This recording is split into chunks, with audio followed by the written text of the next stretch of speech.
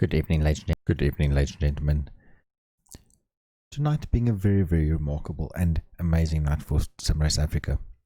Not only did we drive the Tony Russ circuit in the virtual world, designed by our very own Peter Grobbe, but we also got the designer and builder, Mr. Tony Russ, with us in studio.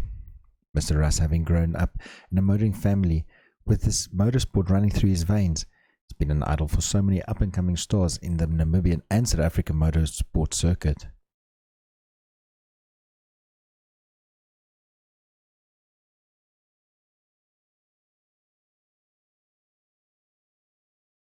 Mr. Tony Russ, with his footprint set firmly into the African soil, we invite you now to sit back and relax and enjoy this 3-minute interview, followed with a video of how it all started and where it is today.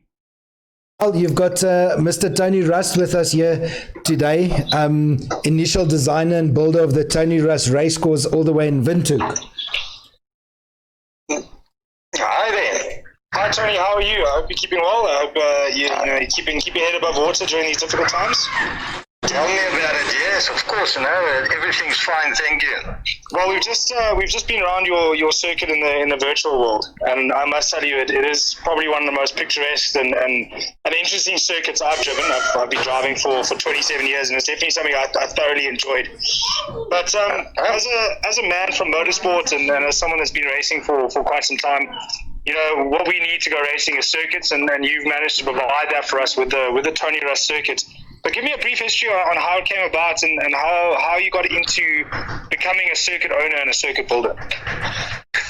Well, as a matter of fact, I started racing when I was 11 years old, so it was in my blood and in my family. Wow. And when I came to Southwest Africa or Namibia those days, we used to race on a salt track, the last one in the world at Swakopmund.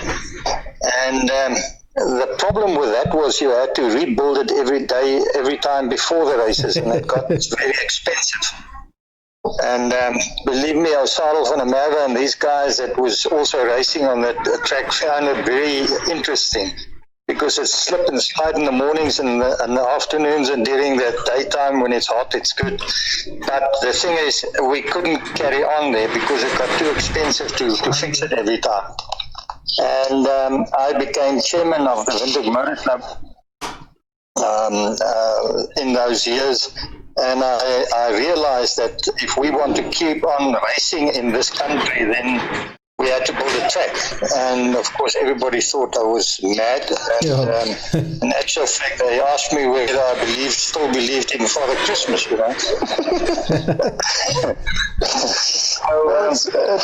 It's always a difficult thing. You know, I've spoken to a lot of track owners over the years, and you know, everybody assumes that you build a track for monetary value, and we both know that the sad fact of the matter is in any motorsport, be it international, even in Africa, you know, circuits don't generate revenue, so it's more a passion for motorsports, and then it sounds like you've got that passion. But of course. In terms of designing that, did you design it yourself? Was it, you know, did you have a dream and Father Christmas came and visited you and gave you the design, or was it done with other people involved? No, not really. I was in civil engineering, building roads close to where the track is now, and I was one of the resident engineers there.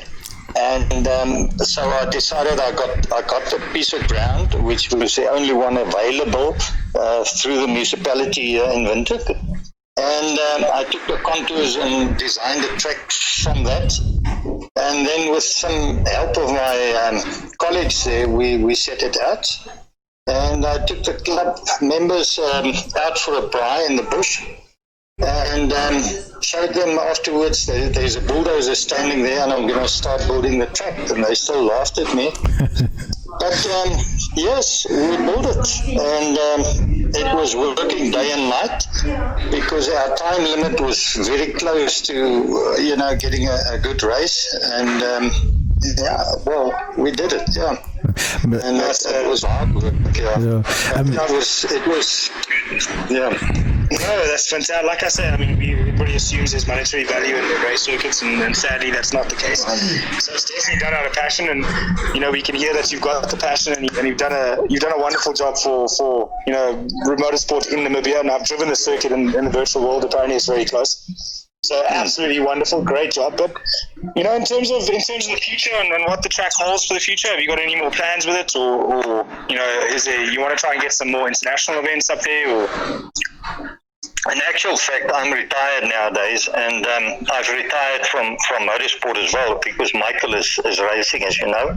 And if I keep on racing, then he'll probably beat me, and that wouldn't be so nice. So I retired, and I actually, the track I built for the Winde Motor Club. So it was given over to them, and they're in charge of it. I believe that they've got now funds from FIA to improve the safety features on the track and so on. So I hope it's going to keep on like that, because I mean, money-wise nowadays it's difficult. But yes, I'm sure that as long as we can, the people will race on it, and I hope so. And I hope everybody enjoys it, Well, we've all enjoyed it tonight, and then I must say, from my side especially, a massive thank you. I'm an avid motorsport fan, and it's what I do for a living. I teach youngsters how to drive and get them going. So I have a big passion for legends like yourself. You've left a legacy, you've left a wonderful circuit behind, and we thank you very much for all the work and what you've done for motorsport in Namibia. Thank you very much. It was a pleasure, and it's always will be a pleasure, yes.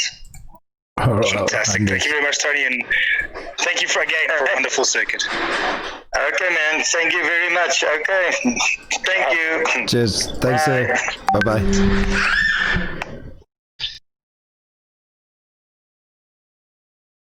Well, ladies and gentlemen, there you have it. The Mr. Tony Rust, motoring legend, icon, and father in his own right. Mr. Rust, from Simrace Africa, I can only salute you and say thank you for what you've done.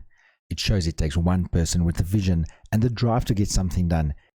And 40 years later, real drivers and virtual drivers are all still reaping the benefits of your hard work and labor you've put into your passion. And may your track live on forever in the virtual world.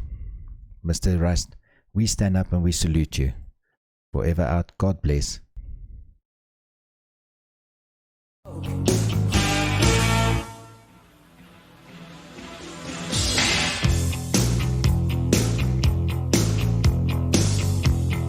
where the river broke, the bloodwood and the desert oak, holding wrecks and boiling diesels, steaming 45 degrees. The time has come to save fair's fair, to pay the rent, to pay our share. The time has come, a fact's a fact. It belongs to them. Let's give it back.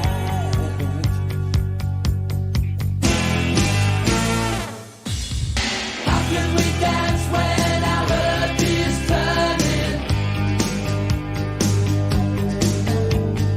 How do we sleep while our beds are burning?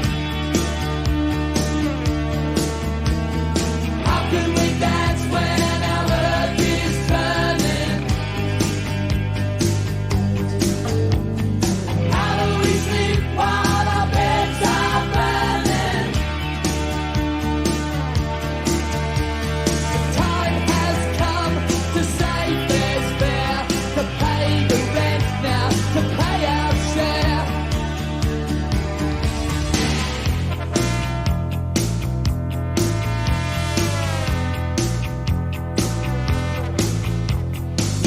We'll scare the cockatoos from Kentar East to Yondabu.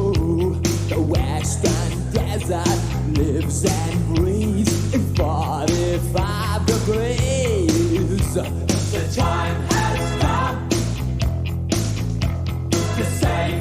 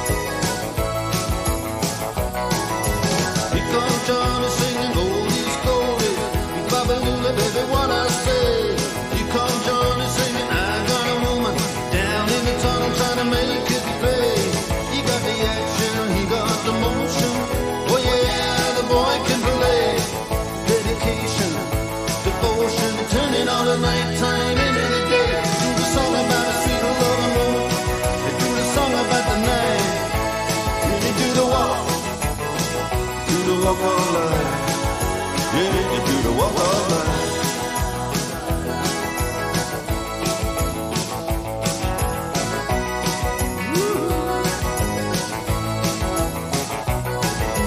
Here comes Johnny, gonna tell you the story. Hand me now my walking shoes.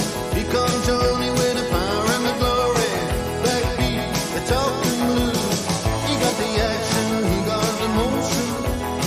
And a boy can play a dedication, devotion. It's turning all the night time into the day. The song about the street without a woman. They do the song about the night. Then they do the walk. Do the walk of life. Yeah, you do the walk of life.